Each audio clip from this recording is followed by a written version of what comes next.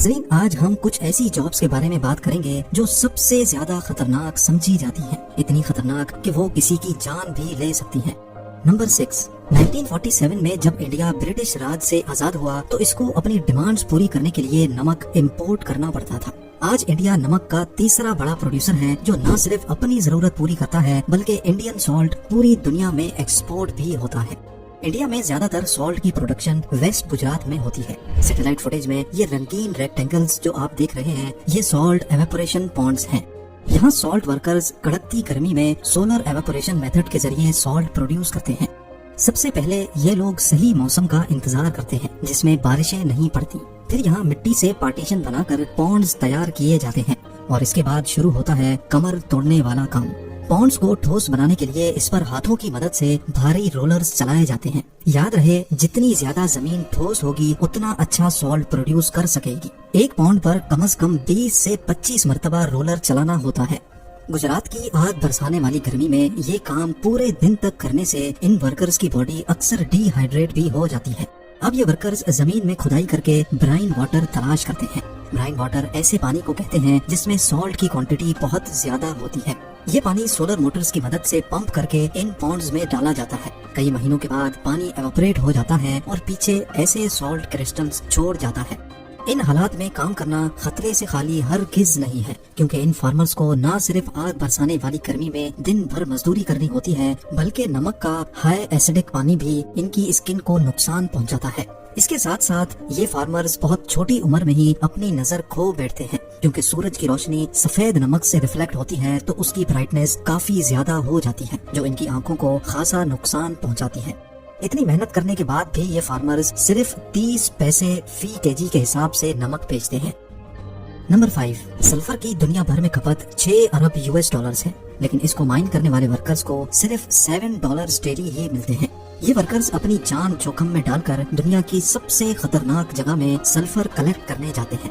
کار batteries, fertiliser اور oil refining جیسی $1 trillion industries میں استعمال ہونے کے ساتھ ساتھ وہ سلفر ہی ہے جس سے شوگر کا کلر براؤن سے وائٹ ہوتا ہے۔ ان سب چیزوں کے علاوہ سلفر ایک بہترین پلانٹ نیوٹرینٹ بھی ہے۔ سلفر نہ ہو تو ایگریکلچر سیکٹر بری طرح سے اثر انداز ہو سکتا ہے، کیونکہ فصلوں کو اچھی پیداوار کرنے کے لیے سلفر کی ضرورت ہوتی ہے۔ جتنا سلفر آج ہمارے لیے امپورٹنٹ ہو چکا ہے اتنا ہی اس کو ایکسٹریکٹ کرنا مشکل ہے۔ ایسٹ جاوا انڈونیشیا میں موجود یہ ہے آئچن کریٹر۔ یہ ایک ایکٹیو والکینو کریٹر ہے جہاں سے کئی جان لیوا گیسز نکلتی رہتی ہیں۔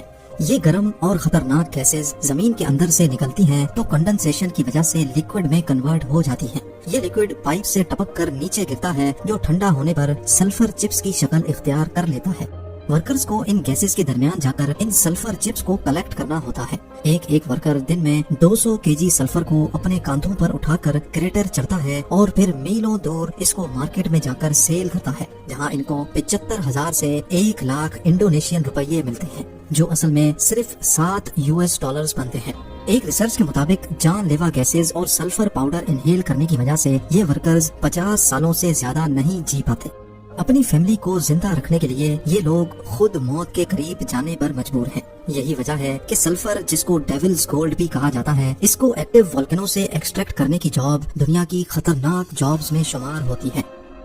نمبر 4، ویلڈرز کو ویلڈنگ کے دوران ہیٹ، فائر بالز اور دھماکوں سے اپنے آپ کو بچانا ہوتا ہے، لیکن یہی کام جب سمندر کے اندر کیا جائے تو مشکلات میں 10 گنا اضافہ ہو جاتا ہے۔ جی ہاں، انڈر واٹر ویلڈرز کی جاب دنیا کی سب سے خطرناک جابز میں شمار ہوتی ہے۔ اس فیلڈ سے تعلق رکھنے والے امپلائیز کو underwater pipelines, ships, dams اور offshore oil platform کی ریپیئر کے لیے پانی کے اندر جا کر ویلڈنگ کرنی ہوتی ہے۔ انڈر واٹر ویلڈنگ میں ایکسپلوژن اور شارٹ سرکٹ کا خطرہ 10 گنا بڑھ جاتا ہے اور پانی کے پریشر سے بہہ جانے کا خطرہ بھی منڈلا رہا ہوتا ہے۔ ڈیزیز کنٹرول ڈپارٹمنٹ کے مطابق انڈر واٹر ویلڈرز کا حادثے سے مرنے کا ریشو سرفیس ویلڈر سے 40% زیادہ ہوتا ہے۔ اس کے علاوہ اگر شپ یا آئل رگ میں ویلڈنگ کا کام کرنا ہو تو فیول لیکیج کی وجہ سے جو نقصان ہو سکتا ہے اس کو امیجن کرنا بھی کافی مشکل ہے۔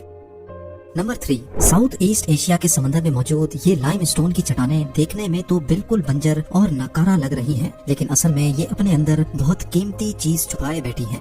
یہ پرندہ جس کو ہم سوئفٹلیٹ کہتے ہیں، یہ شکاری جانوروں سے بچنے کے لیے دور ان چٹانوں کی غاروں میں انڈے دیتا ہے، लेकिन दूसरे परिंदों की तरह ये लकड़ी के तिनकों से अपना घोंसला नहीं बनाता, बल्कि ये अपनी ही थूक से घोंसला बनाता है।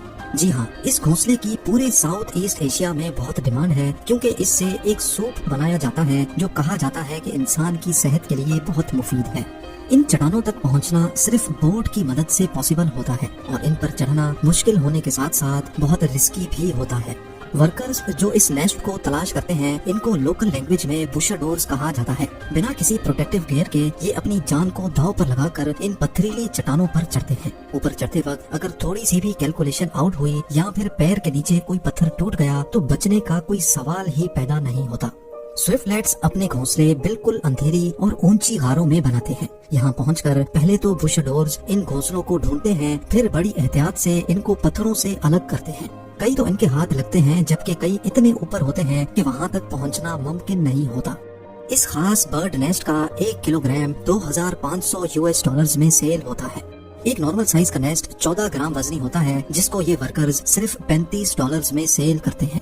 2 दिन के इस मिशन में कभी इनको 6 नेस्ट तो कभी एक भी नहीं मिलता। नंबर 2, बुल राइडिंग अमेरिका और ऑस्ट्रेलिया में एक फेमस और मुसलसल बढ़ता हुआ खेल है।